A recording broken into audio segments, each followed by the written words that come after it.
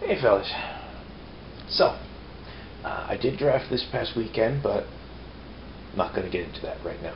What I am going to get into is Graveborn. The new premium deck, all the cards are foiled, blah blah blah blah blah. Kid signs, fun stuff. As you can see, this one is slightly mangled on the corner. And this one is, the packaging is badly mangled, but the cards themselves appear intact. My friend, the local game seller, usually offers a good size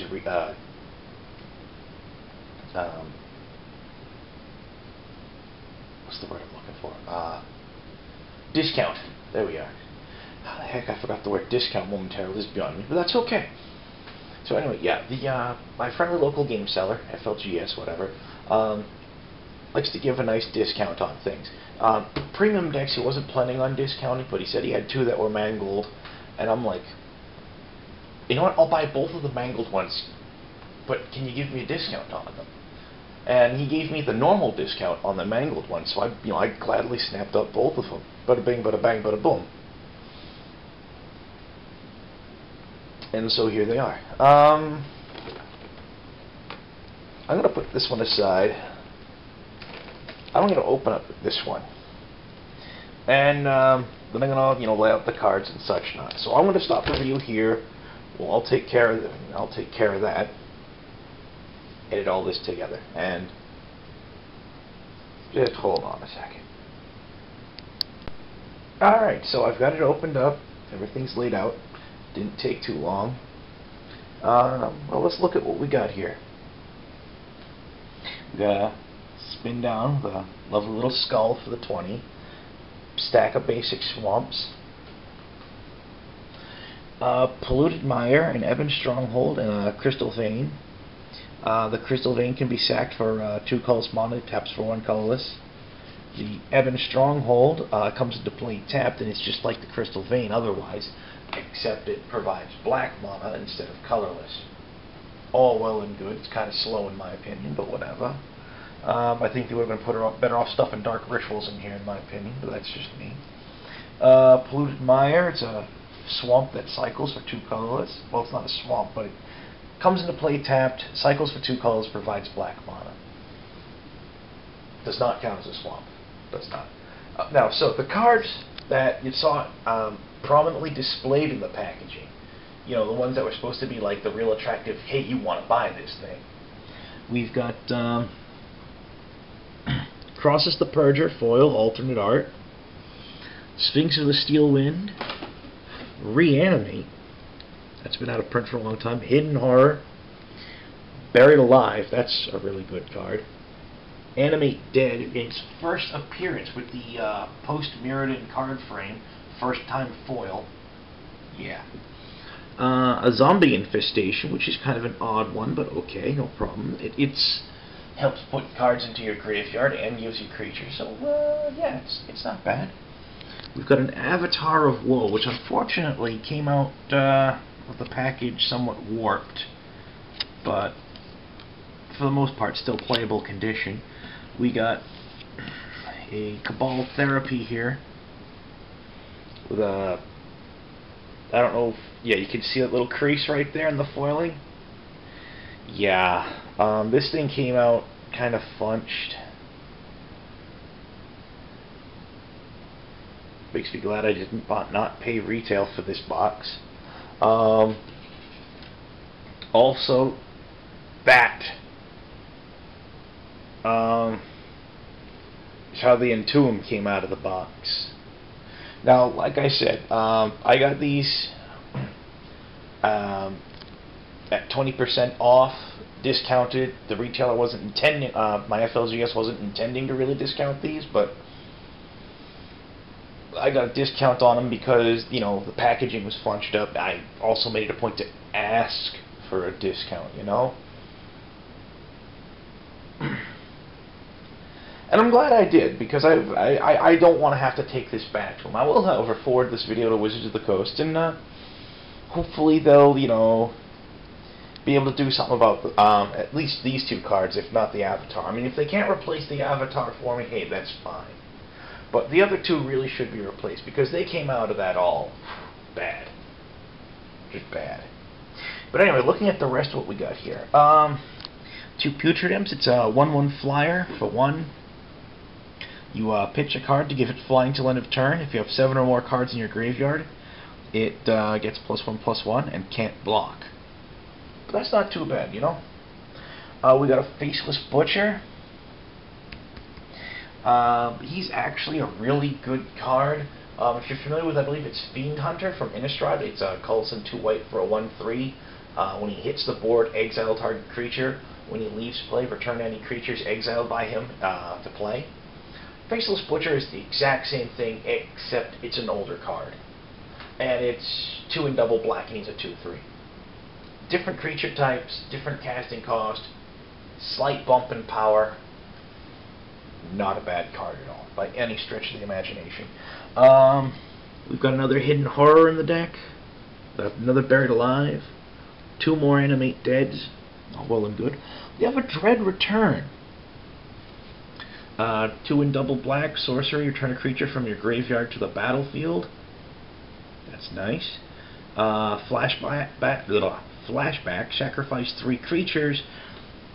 So basically, if it's in your graveyard, you can sacrifice 3 creatures to recast it and exile it in the process. But when you've got things like, you know, Zombie Infestation sitting there throwing, you know, zombie tokens onto the board and putting reanimation fodder into your graveyard, that's not so bad at all. Diabolic Servitude, which is basically just a big variation on Animate Dead. So, you know, nothing bad there. Duress, a straightforward counterspell card. We got a Twisted Abomination. I'm not really fond of him, but if you can get him on the board, his regeneration makes him a decent blocker. And Swamp Cycling gives him the ability to fetch lands out and put him in the graveyard, which makes him a target for reanimation. It's not too bad. Sickening Dreams. We've got it's another discard spell. Colors black. In addition to its casting costs, discard X cards. It causes X damage to each creature and each player. So it's kind of like global removal and put stuff in your graveyard at the same time. Not bad. Last Rites. 2 colors and a black. Discard any number of cards. Target player reveals his or her hand. Then you choose a non-land card from it for each card discarded. This way that player discards those cards. That's really nice. So you're making your opponent discard and you're discarding. You are filling graveyards with animation fodder. You really are. Exhume is a wonderful little animation card for early game. Cults in a black. Each player puts a creature from their graveyard onto the battlefield. I'll be perfectly honest. For what this deck is, they could have, for example, reprinted. I probably didn't want to reprint anything so recent, but they could have reprinted Bojuka Bog and put it in here, and it would have gone awesome with the Exhumes, you know, late game. Yeah, late game, I'm going to drop Bojuka Bog onto the board, exile your graveyard, and then I'm going to Exhume, and I'm going to get one of my own dudes back. And you get nothing. But, hey, you know what? You know, you can't really complain. I mean, when you're getting, you know, a pair of foil Buried Alive and 3 Animate Dead with post-mirrored in card frame and foil, which neither of which has happened before with Animate Dead, you know? And a couple of Diabolic Servitudes and an Entomb. I mean, yeah, there's good stuff here. Then we have 4 cards here that are absolutely, positively nothing but animation fodder because you just plain can't cast them. You cannot hard cast these. We've got a Verdant Force. He's a 7/7. At the beginning of your upkeep, you get a 1/1 green Sapperling token. I'm sorry, at the beginning of each upkeep, yours or your opponent's. That's an important thing to keep in mind. We got a Terastodon. He's a 9/9. When he hits the field, you may destroy up to 3 target non-creature permanents for each destroyed. This way, the controller of that permanent gets a 3/3 green elephant token on the field. Now, what's fun about the Terastodon is, you know, you can drop him on the board, and nuke 3 of your opponent's stuff, and he gets, you know, some creatures out of it. All well and good. Or if you've got stuff on the field you don't need anymore, you know, like excess lands. Because seriously, this deck doesn't need more than 3 or 4 lands in it. Whatever, you know, you just dump the Terastodon and nuke some of your own lands. Yeah, hi, I just, you know, oh, I don't know, say like, let's look at what we got here. How can we do this up? I don't know, turn 2, you zombie infestation. Then you pitched a couple of cards into your graveyard for a 2/2 zombie token. And then the next turn you can just, I don't know. Oh, and this is where stuff gets really fun. Then you can drop like an Animate Dead, animate the Terastodon, nuke 3 of your opponent's permanents, well, nuke 2 of your opponent's permanents and the Animate Dead on turn 3. Say like nuke 2 of his lands and your own Animate Dead. Terastodon goes back to the graveyard. Your opponent's down 2 lands. Granted, he's got a pair of 3/3 creatures, but that's okay. Next turn, you can either Animate Dead or Diabolic Servitude the Terastodon again, or exhume it. A lot of things, you know. And bam! You've got Terastodon back on the board, and okay, who cares? I'm gonna nuke the zombie infestation, the 2 of my lands, and I get 3/3 creatures, possibly still have a 2/2 zombie. Oh, and I've got a 9/9. Yeah, you can do funk with this. So far, my big complaint about this is about the way this deck was put together is, you know, usage of Crystal Vein and Ebon Stronghold and even Polluted Mire, when you could have easily gone with, you know, like some Dark Rituals, maybe Bojuka, maybe 1 or 2 copies of Bojuka Bog. That's serious. Questions like both of these, of course, are also animate fodder as well, because you can't hard cast them. That's another thing the deck really could have used. Maybe like some of the Vivid lands; those would also have been nice. Seriously, this is a deck that you could actually tinker with, and it would be really great.